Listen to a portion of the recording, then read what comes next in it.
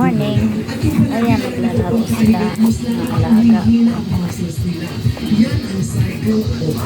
Sila nakakain na. Walang pikunan ha. Putangin na nyo. Ayan. Walang pikunan ha. Walang pikunan. Kumanga nga mo. Iyan. Bungangira yan. Mana yan sa nanay. Bungangira. Bungangira yan.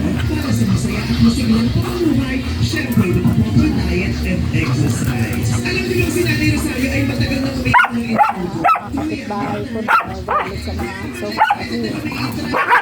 Lalaro, maingat. Ito, masyado kang gitera. Bungangera ka. Makipaglaro ka lang, hindi yung nakikipagtalo ka sa mga anak mo.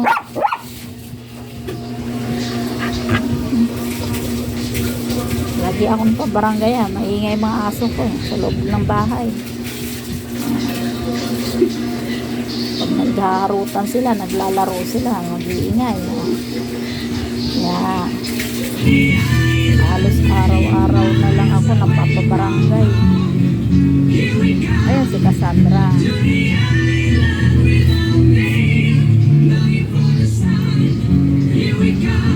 Ate, tubig daw si Adrian. Ayan. Magulo pang bahay ko kaya hindi pa ako naglilipit. Dahil ko pa ang isang anak ko dito. Pero masaya ako sa kanila kaysa kapitbahay ko. Sila lang nagpapasaya sa akin. Yan. Sila Dakay. Dakay. Yan. Sila nagpapasaya sa akin. Saya na ako. Totoo lang kung wala sila, stress ako dito. Ang kapitbahay ko. Gusto ko pa yan sila kasama mga aso sa kapitbahay ko.